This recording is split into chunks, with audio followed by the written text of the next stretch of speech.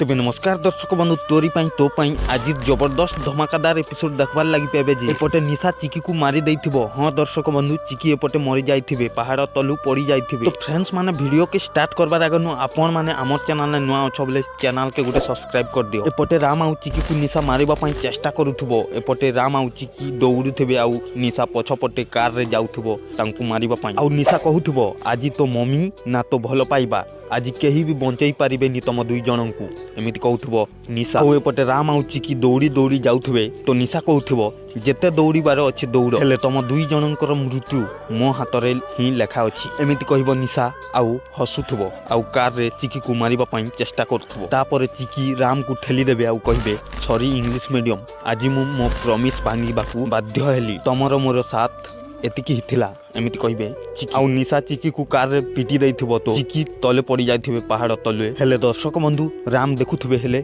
चिकी को बंचई पारु नथिबे, देखिकी कांदुथिबे। आउ एपटे निशा हसी हसी कहूथबो बाय बाय चिकी। तेबे फ्रेंड्स माने चिकी को किए बंचई पारे, देवी मां ना राम ना चिकी मरी जिवे? आपण माने कमेंट माध्यम रे जणांतु। आउ एमिति नुआ नुआ एपिसोड विषय जानबार लागि आपण माने हमर चैनल के एबे ही सब्सक्राइब गुटे कर दियंतु।